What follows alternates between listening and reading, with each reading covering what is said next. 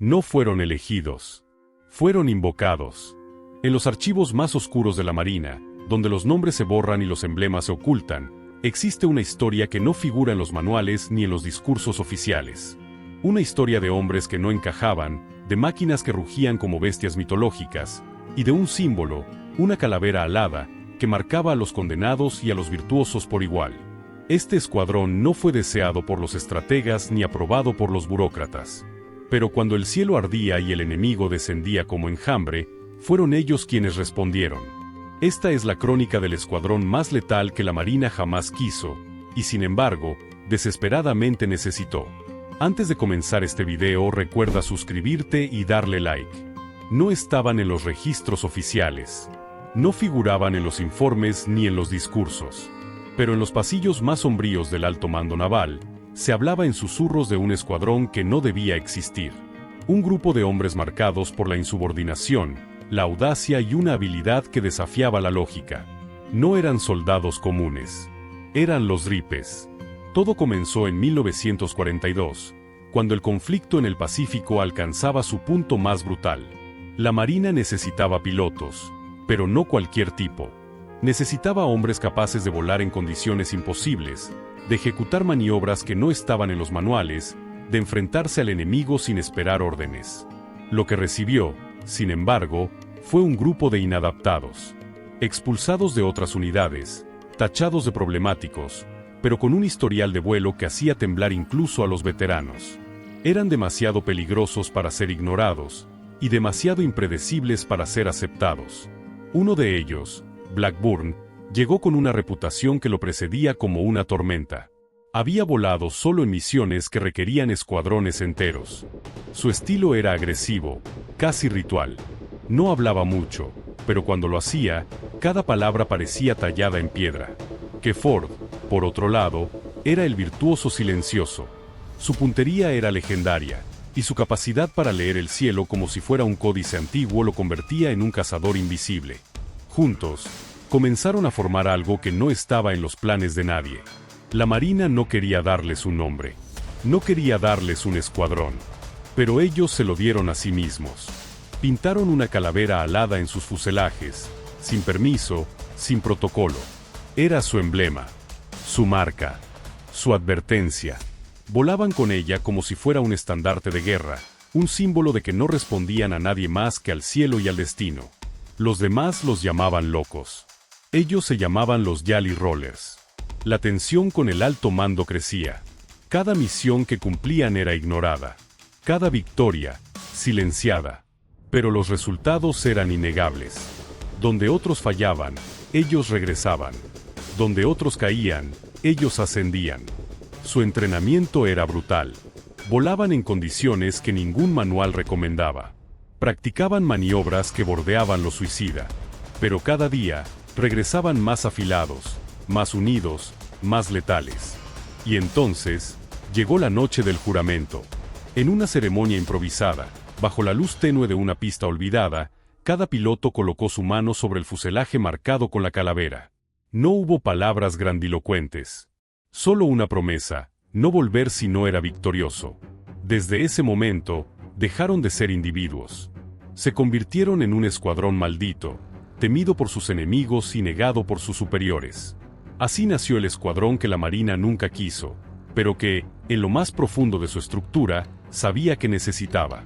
Porque en la guerra, hay momentos en que la norma debe ceder ante el mito. Y los Ripes no eran soldados. Eran leyenda. La base estaba lejos de todo. No figuraba en los mapas oficiales, ni en los informes logísticos. Era un rincón olvidado del Pacífico Sur, donde el calor parecía hervir desde la tierra y el cielo se teñía de rojo al caer la tarde. Allí, entre hangares oxidados y pistas que crujían bajo el peso de los Corsair recién llegados, comenzó a formarse el escuadrón que no debía existir. Los Ripes no tenían manual. No tenían doctrina. Lo que tenían era hambre. Hambre de vuelo, de perfección, de redención. Cada día comenzaba antes del amanecer, cuando el silencio aún reinaba sobre el océano. Los entrenamientos eran brutales. Maniobras imposibles, simulacros sin margen de error, vuelos rasantes que rozaban la muerte. No era disciplina militar. Era algo más antiguo. Algo ritual. Como si cada sesión fuera una ceremonia para invocar el dominio del aire. Blackburn lideraba sin pedir permiso. Su presencia era como una sombra que se movía entre los hangares, observando, corrigiendo, exigiendo. No gritaba. No necesitaba hacerlo. Bastaba con su mirada para que los demás entendieran que no estaban allí para sobrevivir, sino para trascender. Keford, por su parte, se convirtió en el arquitecto del cielo. Diseñaba formaciones que desafiaban la lógica, patrones de ataque que parecían salidos de un códice perdido. Juntos, tejían una danza aérea que ningún enemigo podía anticipar. Los Corsair eran sus bestias. Al principio, los aviones parecían resistirse. Eran máquinas temperamentales, difíciles de domar. Pero los Ripes no se rendían. Aprendieron cada sonido, cada vibración, cada reacción. Los aviones comenzaron a responder como si fueran extensiones de sus cuerpos. Y cuando volaban, no eran pilotos. Eran cazadores.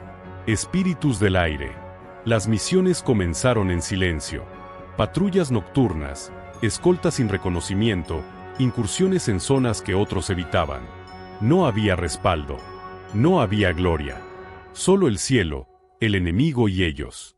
Y cada vez que regresaban, lo hacían con más precisión, más convicción, más leyenda. Una noche, sin previo aviso, se reunieron en la pista. No hubo órdenes. No hubo protocolo. Solo una línea de hombres frente a sus aviones, con la calavera alada brillando bajo la luna. Uno a uno, colocaron su mano sobre el fuselaje. No dijeron palabras. No cantaron himnos. Solo se miraron, sabiendo que desde ese momento, no volverían si no eran victoriosos. Era su juramento, su pacto, su renuncia a la mediocridad. Desde entonces, cada vuelo fue una ofrenda, cada combate, una danza ritual. Y aunque el alto mando seguía negando su existencia, el enemigo comenzaba a conocer su nombre. Porque en el cielo del Pacífico, cuando la noche caía y el rugido de los Corsair rompía el silencio, sabían que los Ripes estaban cerca. Y que no volaban por órdenes, volaban por destino. El cielo sobre las Islas Salomón no era azul. Era gris, denso, como si la guerra misma lo hubiera teñido con humo y sangre. Aquel día, el escuadrón que no existía oficialmente fue enviado a una misión que tampoco figuraba en los registros. El enemigo se había multiplicado, como si el aire estuviera infestado de sombras con alas. Y los Ripes, fieles a su juramento, despegaron sin esperar órdenes, sin pedir permiso. Era el día del silencio. Desde el primer minuto, el combate fue distinto. No era una batalla aérea común. Era una danza entre espectros. Los Corsair rugían como bestias antiguas, y los pilotos se movían como si el cielo fuera un templo y cada maniobra, un gesto ritual. Blackburn lideraba desde el centro, trazando círculos invisibles que desorientaban al enemigo. Keford, desde la periferia, cazaba como un halcón, derribando sin ser visto, sin ser oído. Pero el enemigo era numeroso. Aviones japoneses surgían de las nubes como enjambres, coordinados, letales. Los Ripes estaban superados en número, pero no en voluntad. Cada piloto volaba como si el aire fuera su único hogar, como si la muerte fuera solo una posibilidad más en el ritual. Uno a uno, los enemigos caían. Pero también, uno a uno, los Ripes comenzaban a desaparecer del radar. Fue entonces cuando ocurrió lo inevitable. El líder del escuadrón, el más antiguo, el que había pintado la primera calavera en su fuselaje, fue alcanzado. Su avión giró en espiral, descendiendo como un cometa herido. No hubo gritos. No hubo despedidas. Solo el silencio.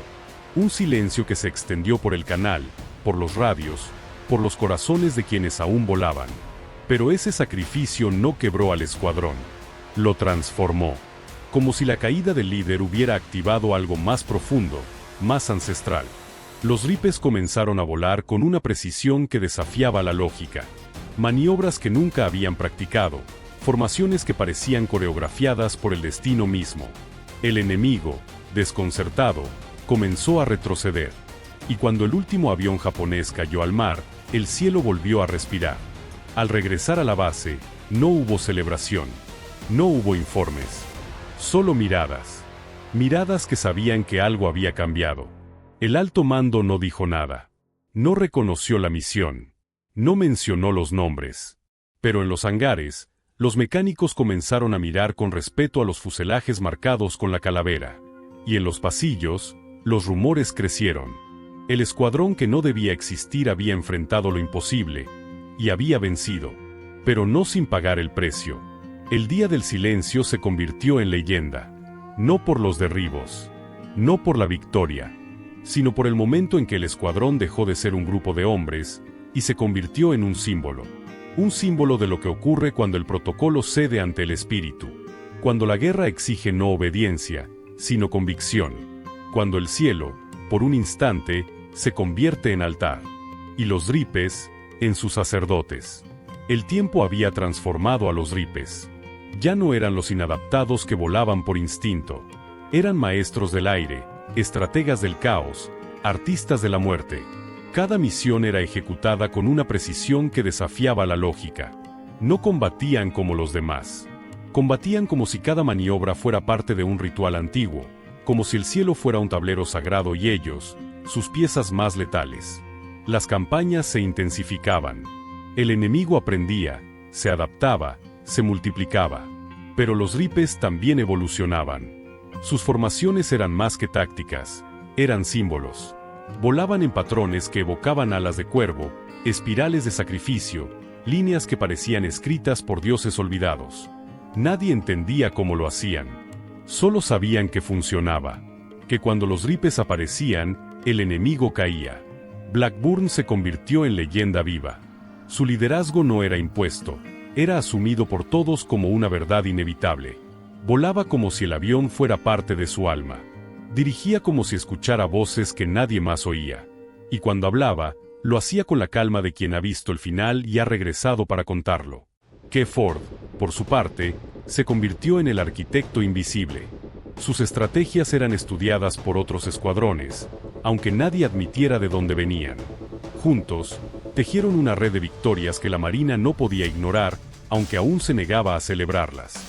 Los números eran irrefutables. Derribos que superaban cualquier unidad oficial. Misiones cumplidas sin pérdidas. Operaciones que cambiaban el curso de batallas enteras. Y sin embargo, los ripes seguían siendo fantasmas. No aparecían en los comunicados. No eran mencionados en los informes. Pero en los hangares, los mecánicos comenzaban a dejar pequeñas marcas en los fuselajes. Calaveras diminutas, grabadas en silencio. El símbolo se expandía, como una semilla que nadie podía detener. Y entonces, la guerra terminó. Los ripes no desfilaron. No recibieron medallas. No fueron llamados a ceremonias. Simplemente, desaparecieron. Algunos regresaron a sus hogares. Otros se perdieron en el anonimato. Pero su legado no murió. Quedó enterrado en los hangares, en los registros ocultos, en las historias que los veteranos contaban en voz baja. Décadas después, un historiador encontró un fuselaje olvidado en un depósito naval. La pintura estaba desgastada, pero la calavera alada aún se distinguía. Intrigado, comenzó a buscar. Lo que descubrió fue una historia que no estaba en los libros. Una historia de hombres que volaron sin permiso, que combatieron sin reconocimiento, que vencieron sin gloria. Y que, sin saberlo, habían cambiado el curso de la guerra. El emblema fue restaurado. No para exhibirse en vitrinas, sino para ser grabado en acero, en un rincón del museo donde solo los que sabían podían encontrarlo. No había placas. No había nombres. Solo el símbolo. Y debajo, una inscripción: los que no debieron existir, pero salvaron a muchos. Hoy, los ripes viven en el aire. En cada piloto que desafía la norma. En cada estratega que elige lo imposible. En cada símbolo que arde más allá del protocolo. Porque hay escuadrones que nacen del reglamento, y hay otros que nacen del destino. Y cuando el cielo vuelve a rugir, cuando el silencio se rompe por el vuelo de una bestia indomable, algunos aún creen escuchar el eco de los ripes. Volando, como siempre lo hicieron, sin permiso, sin miedo, sin retorno. Al final, no quedaron medallas. Quedó el eco. Décadas después, cuando los hangares se convirtieron en ruinas y los nombres en números, alguien encontró el emblema. No en vitrinas, sino grabado en acero, oculto bajo capas de silencio. Los Ripes no fueron celebrados. Fueron temidos, ignorados y luego reverenciados por quienes entendieron que la guerra no premia la obediencia, sino la eficacia ritual. Hoy, su legado no vive en desfiles ni en himnos. Vive en cada piloto que vuela sin permiso, en cada estratega que elige lo imposible y en cada símbolo que arde más allá de la norma. Porque hay escuadrones que nacen del protocolo y hay otros que nacen del destino. Como siempre, si les gustó este video, no olviden suscribirse y dejar su like. Nos vemos en el próximo video.